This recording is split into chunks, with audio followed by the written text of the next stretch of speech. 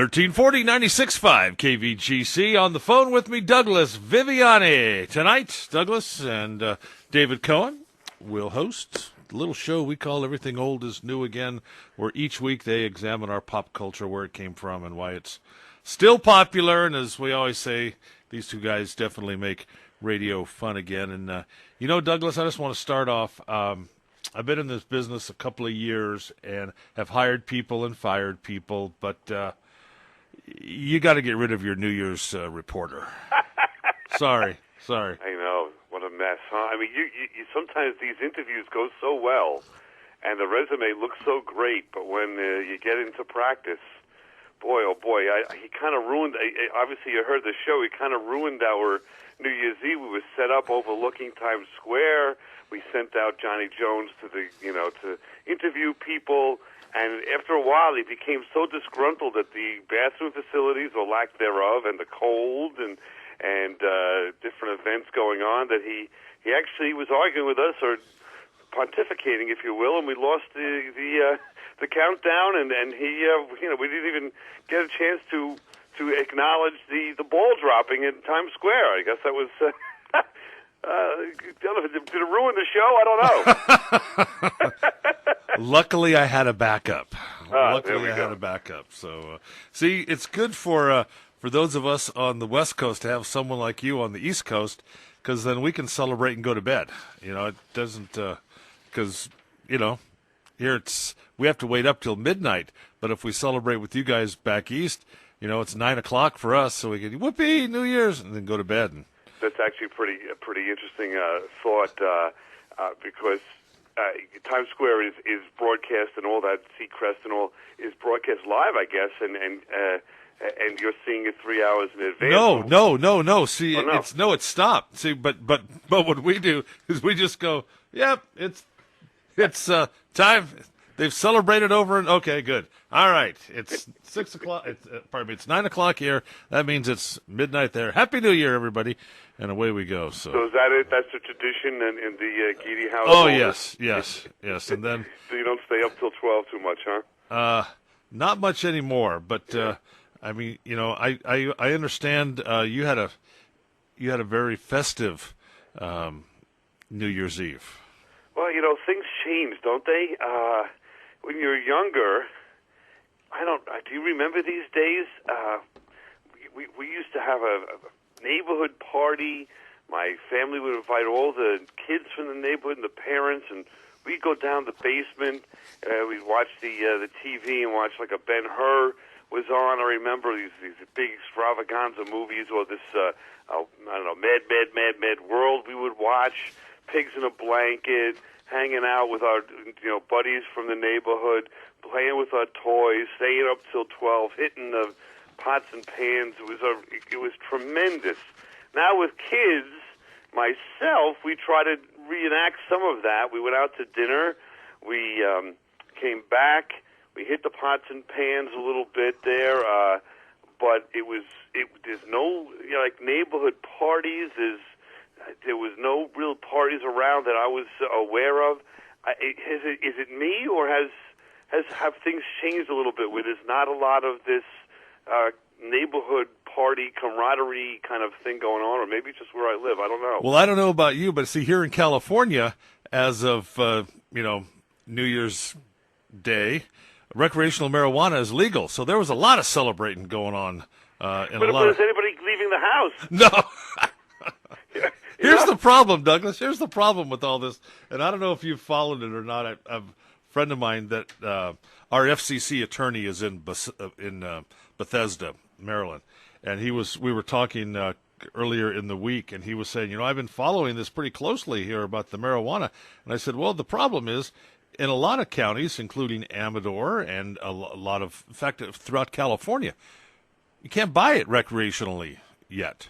There are no places legal. And in Amador County, you will not be able to buy it legally, recreational marijuana. See, the counties have the rights to shut it down. And then the latter part of this week, I think it was on Thursday, or maybe it was yesterday and Friday, Jeff Sessions has come out and said that the Justice Department is going to start, cracking down on federally cracking down on marijuana and marijuana dispensaries, which is a total 180 from the Obama administration, and Right. and that will be very interesting to see how that all comes about. But no, all kidding aside, we didn't smoke marijuana.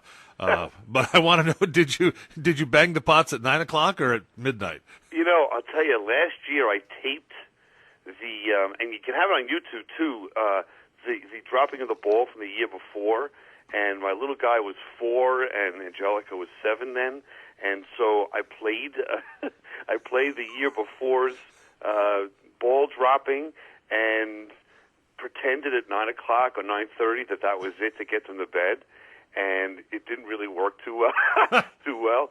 So we stayed up this year, and we tried something else. My wife loves Les Mis. We got the movie, and by the time we got home from dinner, it was like, I don't know, 9:30 or something.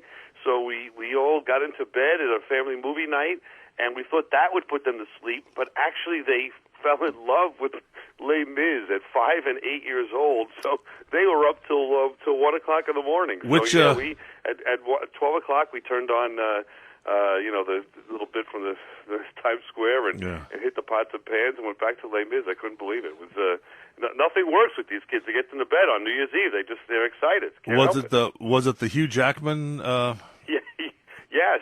It was? Okay. 3-hour extravaganza with the music, but it's advanced, and the music is sort of advanced. It's not like kiddie music. And the themes, we were explaining it to them. Well, we really thought they would get bored and fall asleep, and it worked to our detriment because they want to watch it again this weekend. I don't know what to do about it. Oh my God, I could barely sit through that movie. I had to watch that movie. Speaking of it was over the New Year's break because we go to Homewood every year between Christmas and New Year's, and Jake and Teresa rented that, my wife and my middle son, and we had to watch it. I mean, to me, I had to watch this. It was painful. I didn't like the version of it, and I kept thinking, hey, there's Wolverine up there singing. I couldn't get the whole thing out of my mouth. Yeah, and what's his name, Russell Crowe? Yeah, Russell Crowe too. He got a little pan there as well. Yeah, I couldn't. But you know what? Hugh Jackman's got a pretty good set of pipes on him. You know that? He's a good singer. Yeah, he's won a Tony for it on Broadway. He's in that new movie with about P.T. Barnum. I don't know if it's any good. It's a musical. I really like P.T. Barnum and the creator of the circus, and wanted to get involved with that movie. But then I heard it was a musical, so it kind of I was like, let me wait till the soundtrack comes out and see if there's anything there I want to hear. I don't really know how it's doing. It doesn't seem to be doing great, but he is a musical guy that has his roots in Broadway and can carry a tune. Listen, if you're a fan of Les Mis, that movie really laid out what goes on Broadway, and they expanded. They spent a lot of money on the scenes and scenery and all that stuff. It's just a long story, and my wife loves it. But I found it fascinating that a 5 and 8 year old were into the movie. What can I tell you? I don't know. Well, do you think that now you say they want to watch it again, and you may watch it, in the next couple of weeks or maybe later on this weekend, whatever. Do you think that? Do you think they'll enjoy it as much this time as they did the first time? I can only hope not, but I think but with the music and stuff, that's what really got them. They really like the story of this guy coming out of nowhere and helping everybody that he can along the way, and the trials and tribulations and the overcoming of it all, and the ghost aspect of it at the end. So they really like the music. So they may skip to parts here and there and just want to see the performances of the music. They got the soundtrack in the car with my wife now. They're playing that every chance they get. So I don't know what's going to happen here. I'm going to try to turn them a little bit to see if they can go to the History Channel these days. Have you been watching? Okay, let me ask you. Yes. Do you think that that Rick and Marty will find anything this year and will finally be able to put to rest the mystery of Oak Island? Let me give it the caveat by saying every year I keep saying the same thing, that I think they're going to find something significant, to warrant all of this coverage. We're talking about the Curse of Oak Island, looking for buried treasure in Nova Scotia, and every year we come up short, right? But I think they're getting pretty close. It sounds to me like they're getting pretty close on what they're doing here, and they brought in some experts to say it may even be Sir Francis Drake has gotten involved with this and in certain technology of digging underwater that existed at the time that could have been utilized. So I don't know. I think they might be getting close. What do you think?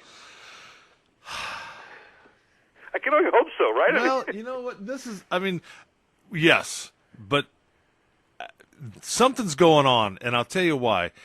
In this week's episode, was it Tuesday or Wednesday it was on, now they've decided they need to go to a castle in France to talk about, find out more about this family that has a tie to the Templars and this and that and the island. And so I'm thinking either they're trying to drag this thing out, but like my son said, because we were watching it together, he goes, Dad, if they would have found the Ark of the Covenant, or if they would have found the cup from the Last Supper, don't you think someone would have said something by now? Don't you think it would be in a museum, or don't you think it?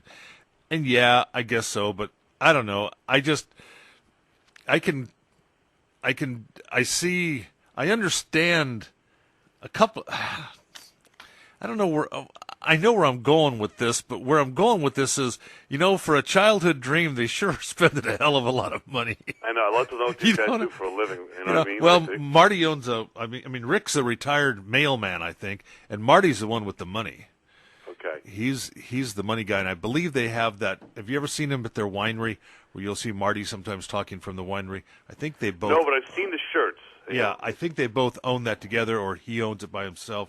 But, yeah, there's some money there. But, Jiminy Christmas, they keep bringing this digging equipment. And I don't know if you know much about heavy equipment, but there's thousands and thousands and tens of thousands, hundreds of thousands of dollars of stuff on that island. And they're using it costs, thousands of dollars a day, if not tens of thousands of dollars a day, to operate that equipment that they're using, and some of it's custom made for what they're doing. But I want to see they're dropping that big 50-inch borehole now. I want to see where that goes, But after that, I don't know, guys. Give it up, I guess. Well, the other thing is, I don't know if they followed up on the business of the alleged Shakespeare's manuscripts. They found paper down there.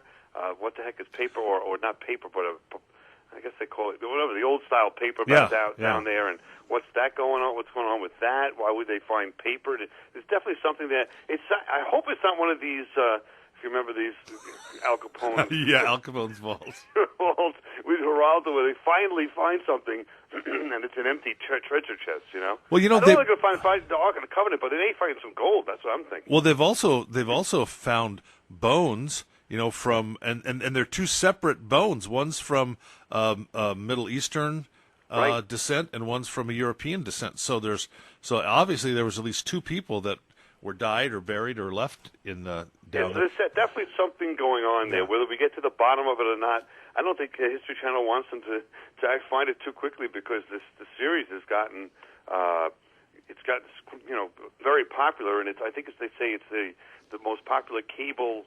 They're calling it cable TV still. Cable TV show on Tuesday nights. So if that means anything. Here's something for you. I'm watching Hunting Hitler with an eye on this kind of a thing. As well, same team that put together this, Bob Breyer from the CIA investigating. Right? Have you seen that? He's also doing the JFK Declassified. But this trying to figure out a little bit more about what made Lee Harvey Oswald do this and what support he had, which does make sense. And they're claiming there's some support there from the Cuban nationals that were wronged by JFK in the Bay of Pigs, which all makes logical sense, and they're kind of digging that up if that's true or not. That's really in its infancy. But the Hunting Hitler is in its third season, and I really buy into this. I don't know if you do or not, but the premise basically is a guy like Hitler would never just sit in a bunker without some kind of a plan, and they found some tunnels where he could have gotten out. They found some different ways where he could have gone. They're finding a lot of it's unbelievable. They find, in the jungle, they found some safe houses that were built.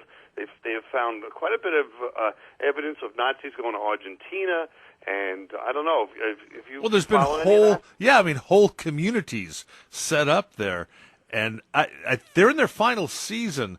So again, Douglas, if they would have found something, don't you think we would have, been notified of that?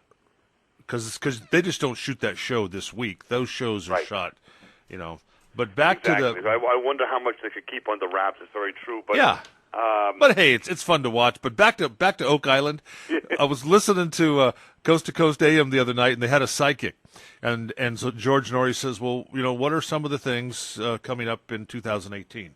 She said, "Well, 2018 will be another fast year. You know how this year seems to have flown by? Yes. Well, this year." 2019 will both be fast years. 2020 we will begin to slow down again. We'll have a slow year, but this will be a good year money-wise. And I believe that they will discover something on Oak Island. Oh. So that's what the psychic said. So. Well, they could have already discovered something. They found some coins and things. This is the part I like about Oak Island. Jim goes to the phone. Will he call Douglas, or will he end up calling Douglas's neighbor? Douglas. It's like watching molasses. It really is. Yeah. And Douglas after a while, answered the watching phone. these boars go down into the holes and the water coming fun. up and all that, it just is always so disappointing. Hey, we have BS'd here for 16 minutes. I haven't even talked about tonight's show. What's coming up tonight? Well, I don't know. Do you remember talking about it as a kid with New Year's? I remember as a kid reading comic books, and it was a real, it was a way of learning to read for me, but it was also an expansion of my creativity. And as we got older, then all of a sudden these comic book heroes came to life with Christopher Reeve and in Superman, and of course now you've got movie after movie with Spider-Man just came out, and of course the movies are prevalent everywhere with superheroes. They're always, I would say, the last 10 years in the top 10 of the movie franchises and money making. Question is, have they lived up to our childhood dream? And are these superhero stories our modern day mythology? So we're going to investigate that this week. We're also going to have an interview with Bruce Banner in the third section of our show, who's, of course, the Hulk. So we've got an expert here on the whole topic. So we should have some fun looking at comic books and comic book movies and what they've done for us. Bruce Banner is actually going to be on the show? Bruce Banner is on the show. You're gonna Wow. Be very impressed with our... This just isn't somebody that plays the character Bruce Banner for kids' parties. And then No, this is the real Bruce Banner. We dug up off the streets. He was he wanted to get on the show to explain and talk about superheroes, and we admired him. So there might be a twist of fate here with what goes on with him. But I'll leave that for your... I'll bet you David upset him, huh? Just David's personality probably upset him, and he went off. Did he? Something like that. We'll see. The studio is still intact, I will tell you that. All right. Tonight at 6 o'clock, tomorrow at 6 p.m. Everything Old is New again with Douglas Viviani and David Cohen. Douglas, have a great show tonight. Thanks. Enjoy it.